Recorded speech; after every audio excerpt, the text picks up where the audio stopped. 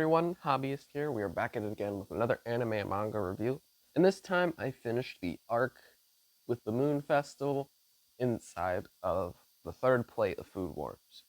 Now, this is my first time watching Food Wars, so any comments that I might make later on might be miscued due to a lack of prior knowledge of the plates before, because for whatever reason I can't find the first two plates of the show.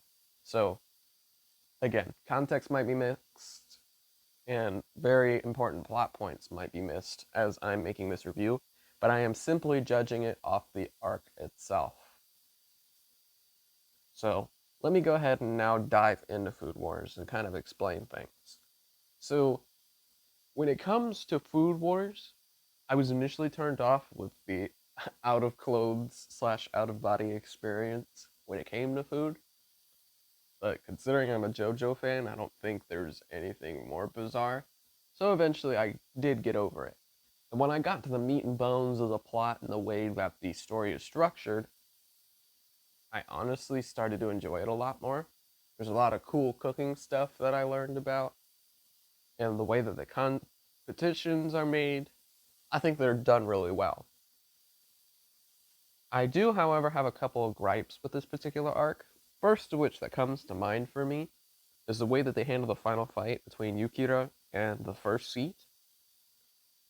And the reason for that is because they had presented it like it had huge stakes of a battle.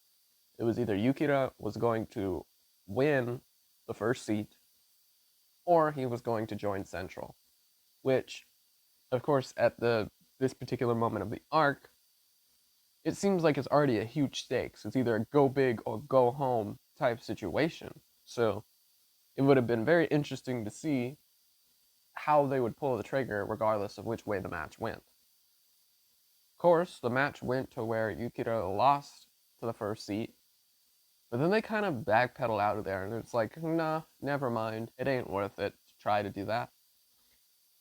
My problem when anime ever tries to do this, when they present big stakes and then something doesn't go the right way, or does go the right way, and they kind of backpedal out, it kind of feels anticlimactic to the point where it's like, well, why'd you even set up the stakes and establish the stakes this way in the first place if you weren't going to execute on either idea of either Yukira actually winning the first seat or committing to his loss and seeing what narratively happens due to the consequences of Yukira being as pig-headed and trying to take on everybody, any big name challengers as he can.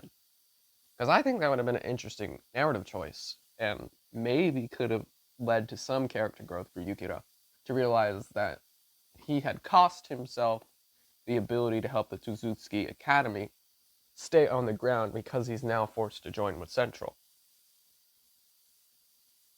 The reasoning of like Yukira wasn't going to change his cooking style didn't seem compelling enough to me as a means of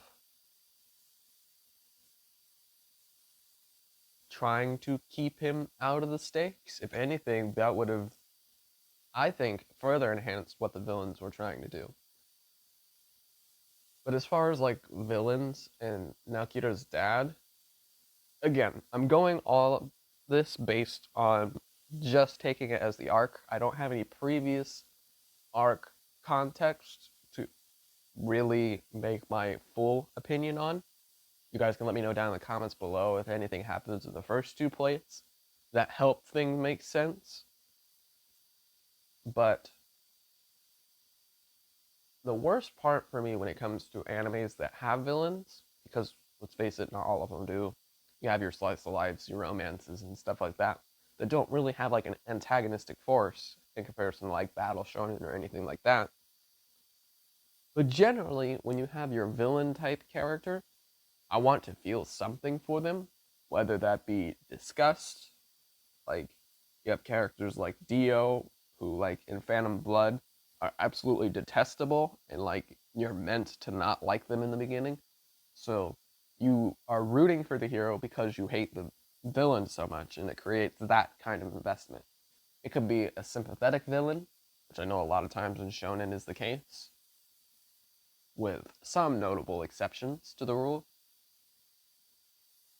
Or it could be a villain with a deep philosophical outlook on life or a deeper message behind what everything that they are trying to do, to where their message transcends the villain themselves, to where it's more of what the organization represents.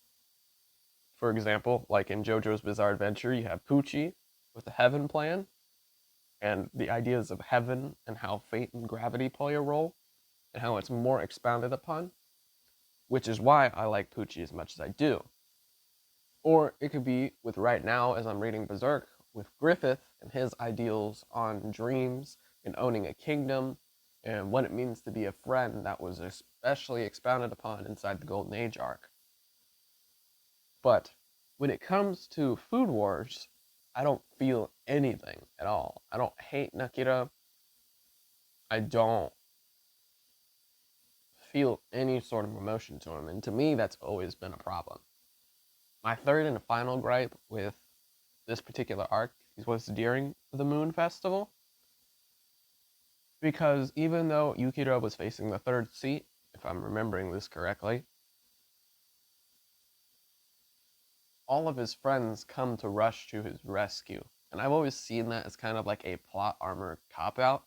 Again, this is all going based on the fact that I don't have any previous knowledge. So it's very well possible that the way that these characters are have always been like this. So maybe it could have been a pivotal turning point for their character arcs and the way that they're developed. But I just don't have that information.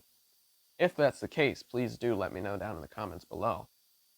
But honestly, I just felt like it was a cop out. But other than that, those are my really only gripes when it comes to Food Wars.